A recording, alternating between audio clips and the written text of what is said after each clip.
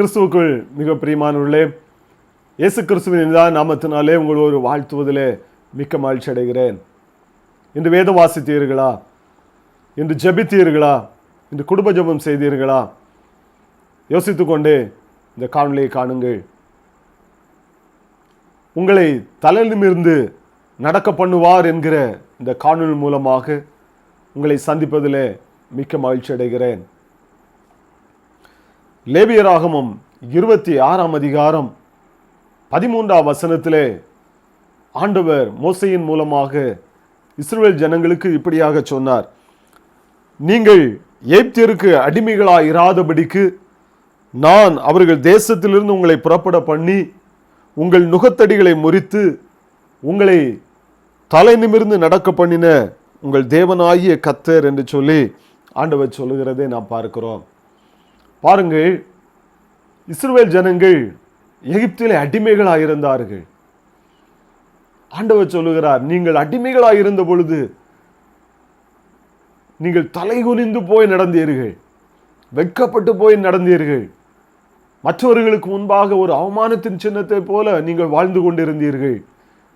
அந்த அடிமைத்தனத்திலிருந்து நான் உங்களை விடுதலையாக்கி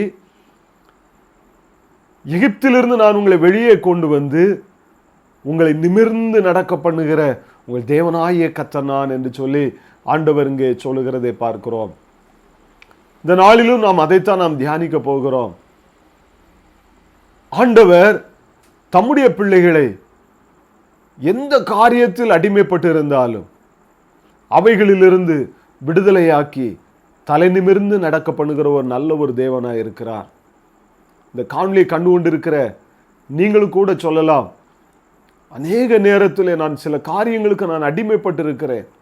வியாதியா இருக்கலாம், கடனா இருக்கலாம், ஏதோ ஒரு பிரச்சனையிலே அடிமைப்பட்டு நீங்கள் அதிலிருந்து மீள முடியாமல், வெளியே வர முடியாமல், மற்றவர்களுக்கு முன்பாக தலைகுனிந்து போய் என்னால் தலை நிமிர்ந்து வாழ முடியவில்லையே, நான் இருக்கிற இடத்துல, படிக்கிற இடத்துல, வேலை பார்க்கிற இடத்துல, என்னுடைய வீட்டிலே, என்னுடைய குடும்பத்தார் முன்னிலையிலே நான் தலை நிமிர்ந்து நடக்க முடியவில்லை, தலை குனிந்தே வாழ்ந்து கொண்டிருக்கிறேனே என்று சொல்லி நீங்கள் சொல்லிக் கொண்டிருப்பேன் என்று சொன்னால், இந்த நாளிலே ஆண்டவர் உங்களை பார்த்து சொல்லுகிறார், நான் உங்களை தலை நிமிர்ந்து நடக்க பண்ணுவேன், அடிமைத்தனத்திலிருந்து உங்களை மீட்டெடுப்பேன் என்று சொல்லி ஆண்டவர் சொல்லுகிறார். இயேசு கிறிஸ்து உங்கள் ஒவ்வொருவரையும் தலை நிமிர்ந்து நடக்க பண்ண வேண்டும் என்பதற்காகத்தான் அவர் சிலுவையிலே அவர் மரித்தார், அவர் சிலுவையை சுமந்தார். நீங்கள் அவமானப்பட வேண்டிய இடத்திலே, நாம் அவமானப்பட வேண்டிய இடத்திலே அவர் நமக்காக அவமானப்பட்டார். அவரை காரி உமிழ்ந்தார்கள், வாரினால் அடித்தார்கள், அவரை தலையிலே குட்டினார்கள். ஏன் அவர் இத்தனை பாடுகளையும் ஏற்றார்? நாம் தலை நிமிர்ந்து நடக்க வேண்டும். அவருடைய பிள்ளைகளாகிய நாம் இனி வெட்கப்பட்டு நாம் தலைகுனிந்து நடக்க வேண்டியதில்லை என்பதற்காகத்தான் இயேசு கிறிஸ்து அவர் நமக்காக அவர் சிலுவையை சுமந்தார் என்று சொல்லி நாம் வேதத்தில் நாம் பார்க்கிறோம்.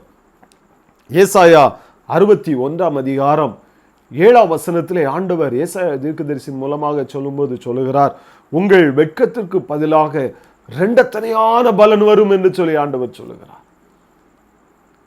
நீங்கள் வெட்கப்பட்டு போய் நீங்கள் எந்த காரியத்திலே நீங்கள் தலைகுனிந்து நடந்தீர்களோ, எவைகளையெல்லாம் நீங்கள் இழந்து போனீர்களோ, அத்தனையும் உங்கள் வெட்கத்தை மாற்றி நான் உங்களுக்கு இரண்டத்தனையான பலனை தருவேன் என்று சொல்லி ஆண்டவர் அங்கே ஏசாயா தீர்க்கதரிசியின் மூலமாக இஸ்ரவேல் ஜனங்களுக்கு அவர் வாக்கு பண்ணுகிறதை நாம் பார்க்கிறோம்.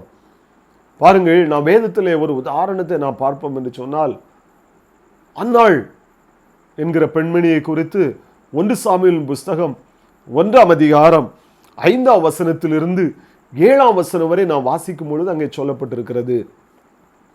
தன்னுடைய சக்களத்தியால் அவள் அவமானப்படுத்தப்படுகிறாள். பாருங்கள், தலைகுனிந்து நடந்து கொண்டிருக்கிறாள். அவளால் தலை நிமிர்ந்து வாழ முடியவில்லை. சமுதாயத்திலே தன்னுடைய உறவுகள், தன்னுடைய சொந்தங்கள், தன்னை சுற்றியுள்ளவர்கள், தன்னுடைய ஊரில் உள்ளவர்கள் எல்லாரும் அவளை அவமானமாக பேசினார்கள்.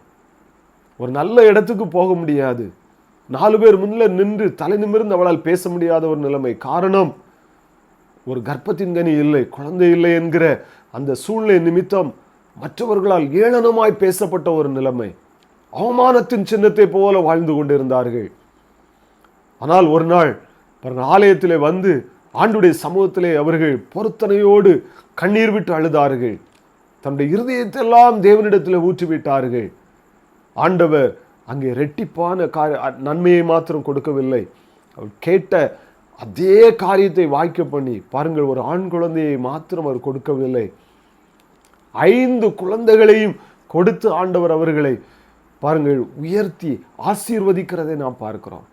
அன்னாள் கேட்டது, ஆண்டவரே என் நிந்தை நீங்க முடியாது, எனக்கு ஒரு ஆண் குழந்தையை தருவீர் என்று சொன்னால் நீ தருகிற ஆண் குழந்தையை உம்முடைய ஆலயத்திலேயே உம்முடைய பணி செய்வதற்கு நான் விட்டு விடுவேன் என்று சொல்லி பொருத்தனை செய்தார்கள்.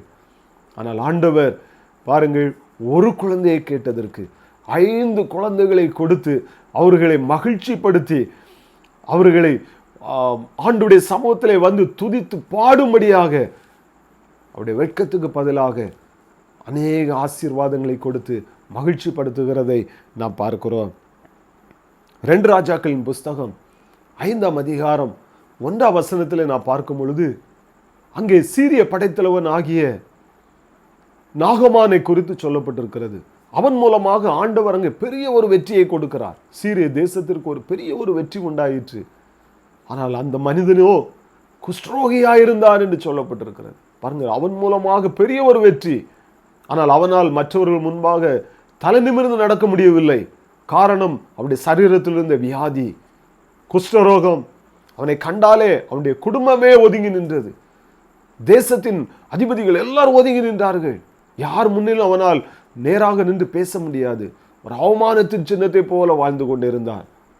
ஆனால் அவருடைய வீட்டிலே பணி செய்கிற ஒரு சிறு பெண்ணின் மூலமாக அவர் கேள்விப்பட்டு அங்கே இஸ்ரேல் தேசத்திலே எலிசா தீர்க்கதரிசியை நோக்கி அவர் கடந்து வந்த பொழுது அங்கே அவருக்கு விடுதலை உண்டாகிறதை நாம் பார்க்கிறோம், சுகப்படுகிறதை நாம் பார்க்கிறோம், மகிழ்ச்சியினால் ஆண்டவர் அவரை நிரப்புகிறதை நாம் பார்க்கிறோம்.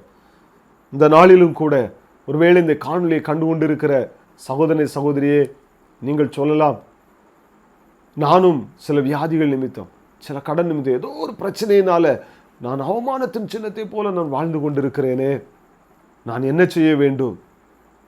இந்த வெட்கத்திலிருந்து நான் வெளியே வருவதற்கு நான் என்ன செய்ய வேண்டும் என்று சொல்லி நீங்கள் கேட்பீர்கள் என்று சொன்னால் ஒரே ஒரு காரியத்தை நீங்கள் செய்தால் போதும். வேதம் சொல்லுகிறது, நாம் இயேசு கிறிஸ்துவை நாம் விசுவாசித்தால் போதும். எப்படி நாம் விசுவாசிக்க வேண்டும்? ஏசாயா தீர்க்கதரிசியின் புஸ்தகம் 53ஆம் அதிகாரம் 5ஆம் வசனம் 6ஆம் வசனம் இப்படி சொல்லுகிறது, நம்முடைய மீறுதல்களின் நிமித்தம் அவர் காயப்பட்டு நம்முடைய அக்கிரமங்கள் நிமித்தம் அவர் நொறுக்கப்பட்டார், நமக்கு சமாதானத்தை உண்டு பண்ணும் ஆக்கினை அவர் மேல் வந்தது, அவருடைய தழும்புகளால் குணமாகிறோம், நாம் எல்லாரும் ஆடுகளைப் போல வழி தப்பி திரிந்து அவனவன் தன் தன் வழியிலே போனோம், கர்த்தரோ நம் எல்லாருடைய அக்கிரமத்தையும் அவர் மேல் சுமர பண்ணினார் என்று சொல்லி வேதம் சொல்லுகிறது. நம்முடைய பாவங்கள், நம்முடைய அக்கிரமங்கள், நாம் படுகிற அவமானம், வேதனை எல்லாவற்றையும் அவர் சுமந்து தீர்த்து விட்டார். இயேசு கிறிஸ்து சிலுவையிலே சுமந்து தீர்த்து விட்டார், தம் மீது ஏற்றுக்கொண்டார். அதை நாம் விசுவாசித்தால் போதும். நான் இன்றைக்கு படுகிற வேதனையை, நான் இன்றைக்கு படுகிற அவமானத்தை இயேசு கிறிஸ்து அன்றைக்கே அவர் எனக்காக அவர் சிலுவையிலே சுமந்து தீர்த்து விட்டார் என்று சொல்லி நீங்கள் விசுவாசித்து அவருடைய பாதத்தை அண்டி பிடித்துக் கொள்வீர்கள் என்று சொன்னால், இயேசு கிறிஸ்துவின் சிலுவையிலே அவர் எனக்காக எல்லாவற்றையும் செய்து முடித்து விட்டார் என்று சொல்லி நீங்கள் விசுவாசிப்பீர்கள் என்று சொன்னால், இன்றைக்கே உங்களுடைய அவமானத்தை மாற்றி உங்களை தலை நிமிர்ந்து நடக்க பண்ணுவேன் என்று சொல்லி ஆண்டவர் வாக்கு பண்ணுகிறார். அந்த தேவனுடைய கரத்தில் அர்ப்பணிப்போம். கர்த்ததாமே வேதனையோடு, கண்ணீரோடு, பாடுகளோடு, உபத்திரவங்களோடு தலைமிருந்து நடக்க முடியவில்லை என்று சொல்லி இருக்கிற உங்களுடைய வாழ்க்கையிலே ஒரு அற்புதத்தை செய்து உங்களை தலை நிமிர்ந்து நடக்க பண்ணுவாராக. இந்த தேவனுடைய கரத்தில் அர்ப்பணிப்போம். கர்த்ததாமே ஒவ்வொருவரையும் ஆசீர்வதிப்பாராக. ஆமென். God bless you.